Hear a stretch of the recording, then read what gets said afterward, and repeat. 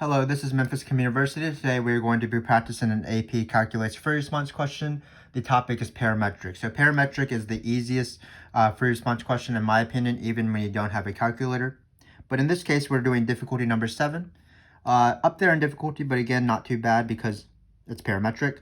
We go from difficulty 1 through 10 in every single free response question topic. So this difficulty 7 will probably be easier than, for example, the difficulty 7 video and Taylor series or polar or even area and volume and differential equations. But we still should do this question. This question is a little bit weirder because first we don't have a calculator, but also usually both dx dt and dy dt are of course given, but in this case it's not. We only have dx dt and dy dt is not given. There will be some sort of information later in the question. So that's why this free response question is a little bit weird. But of course, as you'll see, it's not too bad. So let's get started. So we have this function right here at time t equals 1, dy dt is equal to -3. Write an expression for the equation of the tangent line. So of course, for any equation of the tangent line anywhere on any calculus exam ever created, you need two things. You need a point and a slope. And the slope is the derivative. So let's first talk about the point. So the point, remember that in parametric, basically you have some sort of particle traveling along the xy plane. So the point, something that's not involved with a point at all is ever the time. You can't see time as a particle is moving. Time just tells you certain velocities and the position itself. So here the position is given. It's 2, 3. At time t equals 1, it's 2, 3. So just be careful with that. The point never includes the time value. The time value is used for other things. Now, the derivative is going to be a slope because it's the equation of the tangent line. The question is, what derivative is it? Is it dy dt or is it dx dt? Well, it's actually neither. It's going to be dy dx, of course. The slope of the tangent line in the slope of the curve or the graph of the curve, the path of the particle in the xy plane. So that's why it's dy dx. So remember in parametric fix, well, dy dx is equal to dy dt divided by dx dt. That's lovely. So all we have to do is find these two numbers. Dy dt in this case is easy because we know that 4t equals 1. This is 4t equals 1. Dy dt is -3. Now we need to find dx dt, but that shouldn't be bad as well. We're just going to plug in 1 into dx dt. That's going to be -5 plus 4. Looks like that's going to be -1. So we are left with 3. That's going to be the slope. So now that we have the point and the slope, we are ready to write the equation of the tangent line. Again, this is what you need for all tangent lines. So I'm going to use point slope form because that's the best form in my opinion. It's going to be y minus the y coordinate equals the slope times x minus the x coordinate. And we are done. So that was it. Again, very easy question. Equation of the tangent line appears. You basically just need to know that slope is going to be one derivative, the y derivative, divided by the x derivative at your time you want. Nothing else is too bad. Just don't include time into the point. So now we're going to find the speed of the particle. Let's review some parametric rules. So first off, speed in particle motion is given as this, where total distance, again, none of this is relevant to the actual question, but I like to review a little things as we go. This is total distance because it's always the integral of speed. That's particle motion. And parametric, it's a little bit different because you have two dimensions. So we can write particle motion sideways. That's pretty crazy. We'll write parametric here, or vector value equations. Parametric. So the speed is going to be the square root of the derivative squared. So x prime of t squared plus y prime of t squared. Basically, it's the Pythagorean theorem of the derivatives. And then total distance, of course, just like with particle motion, the total distance is the integral of speed. So what it's going to be is the integral of speed from A to B. And that's it. Not really anything else to say. So in this case, I guess there's one thing to say. Sometimes they want you to find the speed at a certain number. So in this case, we want to find the speed at t equals 1. So we would plug in 1 and find this square root. Sometimes though, be wary that the question is find when the for what time is the speed equal to 1. In that case, you wouldn't plug in 1, you would set this thing to be equal to 1, and usually in that case you would have a calculator, because this would be a little bit hard to solve. So let's try to do that. Again, in this case, we're just plugging in 1. So the speed at t is equal to 1 is going to be the square root of x prime of 1 squared plus y prime of 1 squared. So these are in the information. Remember that x prime of 1 is, we plugged it in here. We plugged in t equals 1 here. Negative 5 plus 4 is negative 1. So it's negative 1 squared. Be careful, it is squared. And then y prime of 1. What's y prime of 1? That was given as negative 3. So it's going to be negative 3 squared. Looks like we're not going to have a Pythagorean triple, but that's fine. It's going to be 1 plus 9, which is square root of 10.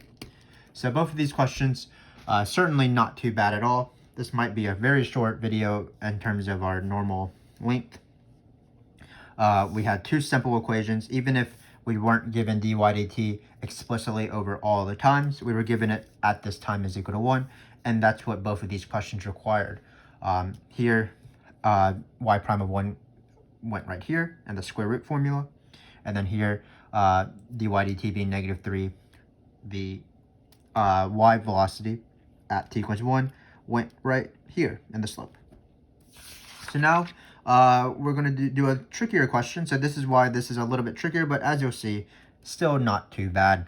So we have that the line tangent to the curve has slope of 3t. So we actually dealt with line tangents already. That's this formula right here. So what we know is that dy dx in this case, which is always equal to dy over dt divided by dx over dt, is equal to 3t in this case. So this formula actually is going to allow us to go to the normal givens, a dxt and a dy dt, because I'm going to be able to solve for dy dt. Dx dt, notice, is minus 5 plus 4t. So we can set this equal to dy dt is equal to over dx dt. So we have that, and we can easily solve for dy dt. What we're going to do, of course, is we're going to bring this to the other side. So this is what dy dt is.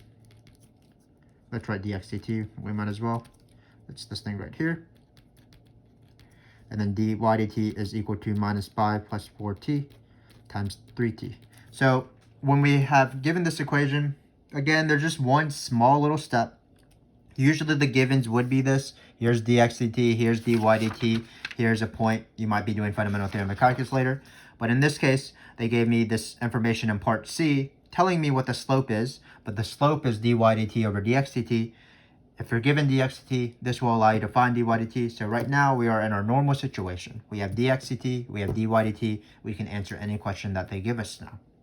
So let's answer some of these questions. So the first question is find the acceleration vector of the particle at t equals 2.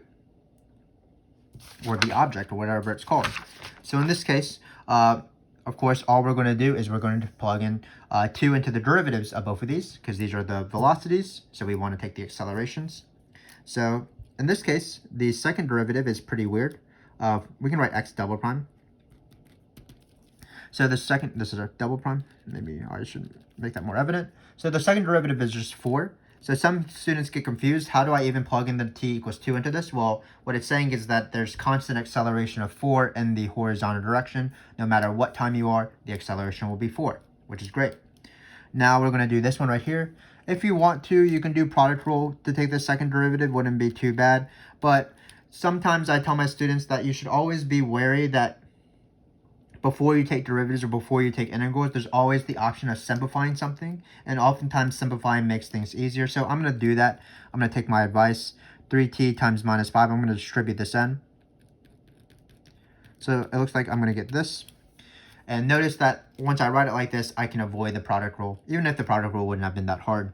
So I'm going to take the derivative with the power rule instead. It's going to be minus 15 plus 24t. Now I'm going to plug in t equals 2. Because I want to find y double prime of 2. It's going to be minus 15 plus 24 times 2. 24 times 2 is 48. 48 minus 15, I believe, is 33. And remember that x double prime of 1, no matter what it is, was 4. So we have the answer. 4, 33 will be the acceleration vector. Again, not too hard of a question. Notice that for this entire question, once we did this first step of using this given, knowing that the slope, which is dy dx, is equal to 3t, that allowed us to solve for the normal givens. And any single free response question on the test, if it has the normal givens, is an easy question in my opinion.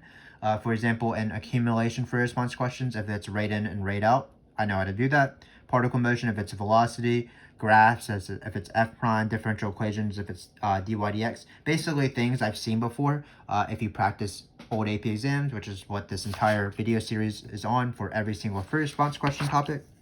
So when you're able to change to the normal givens, like in this case, it allowed us to find dx/dt, which was given, and allowed us to find the normal given of dy dt. Everything becomes standard. So even in this trickier question, acceleration becomes as easy as normal. So same thing with the position. So when you have the position, of course, what we're going to be doing is we're going to treat our work from C as still existing, of course. We let our past selves help ourselves because we're good friends with our past selves.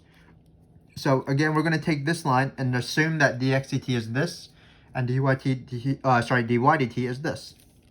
So let's write that down. We're finding the position of the particle at t equals 0. Shouldn't be too hard of a question. This is going to be, I'm going to use the simplified form, might as well. We can add to the question because this video hasn't been very long, so I don't know about you. You might not add to the questions when you take AP exams, but let's just say find the position of the y coordinate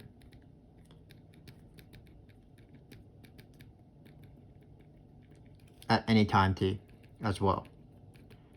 Because this is going to be fundamental theorem of calculus. This is something that appears on every single parametric free. So in this case, we're going to go back and we're going to realize that at t equals 1, the point was at 2, 3. So you're ready to do fundamental theorem of calculus. Because this is the given of fundamental theorem of calculus. A given point and something about the derivatives. Of course, we are going to do fundamental theorem of calculus twice. One for the x coordinate and one for the y coordinate. So let's do that.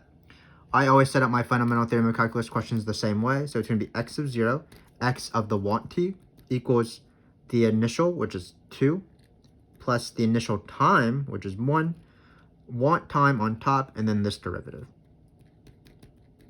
So this is how I set up the fundamental theorem of calculus. Let me just remind you. I always put my given x or y, or not x or y, given x or t, in this case it's t, right here. My given function value right here, so that's right here, the given position. And then the want time, t equals 0, right here. So given first coordinate, given second coordinate, when you consider this as a point on the function x, time value. So given independent variable, given dependent variable, want independent variable. Fundamental theorem of calculus appears quite often as its name applies. So in this case, it doesn't really matter that the number on top is smaller. It would matter if you were doing area or something like that, where you would have to flip and negate the integral. But in this case, we can just take the antiderivative. So the antiderivative of minus 5 is minus 5t, because the antiderivative of 2, for example, is 2x or 2t, depending on your variable.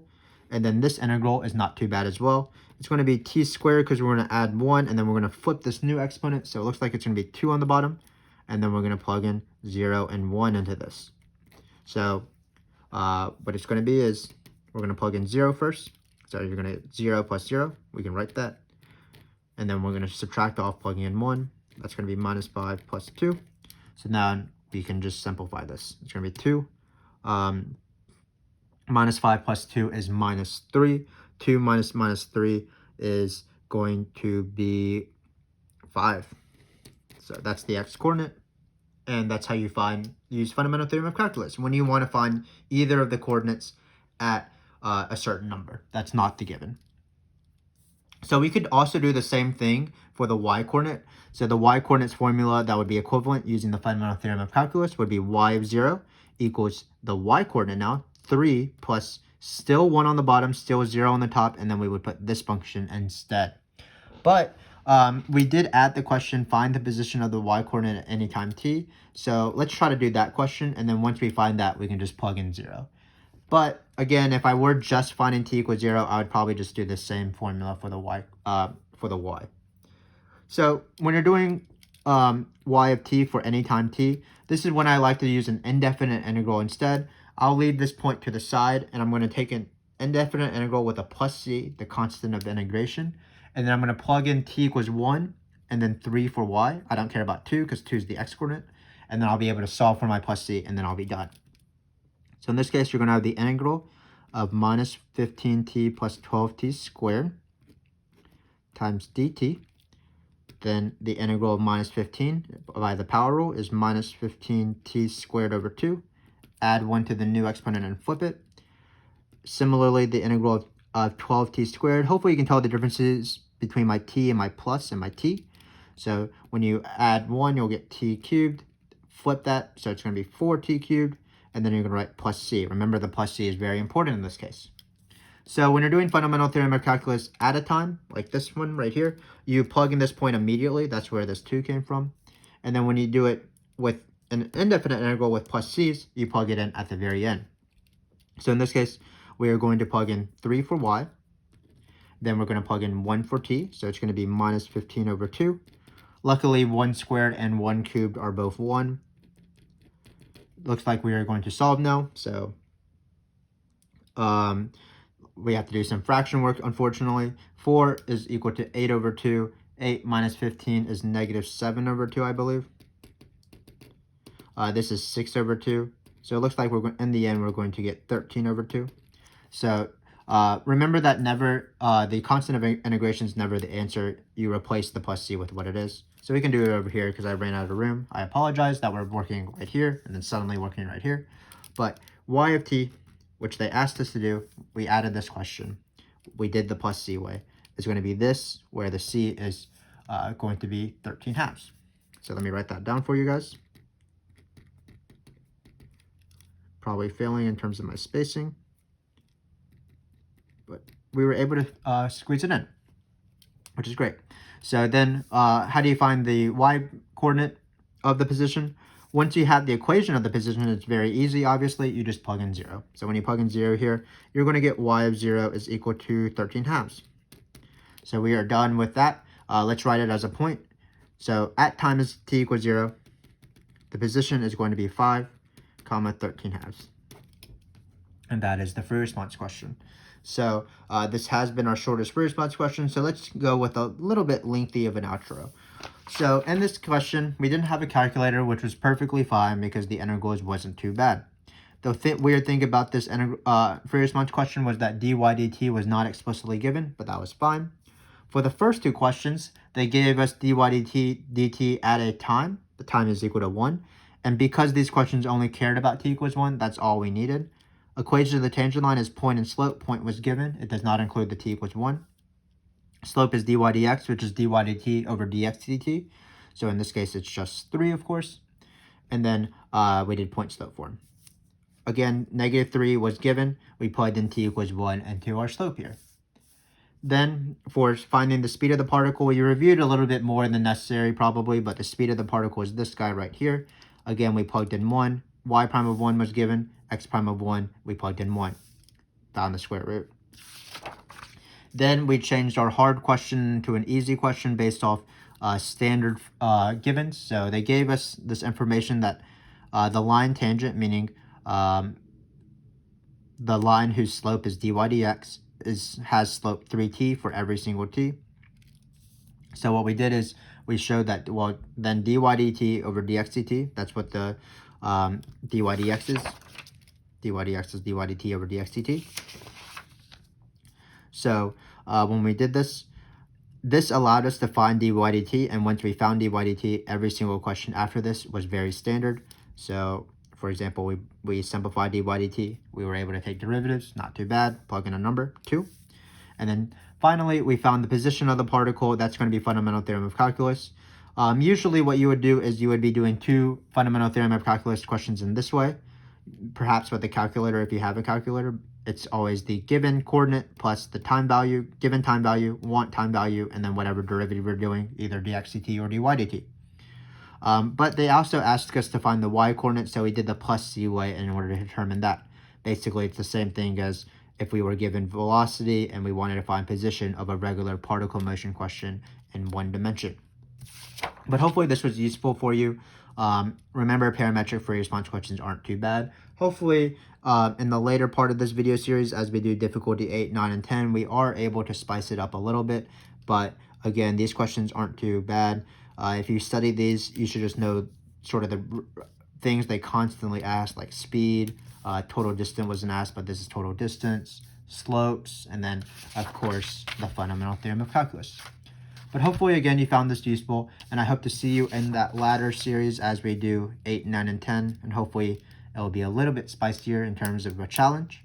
But if you do want a challenge, then definitely check out our polar free response questions or our Taylor series free response questions, or basically any free response question not parametric, because those are quite a bit more challenging. But whatever video you decide to watch, we appreciate your support of our channel, and thanks again, and hopefully you'll continue watching.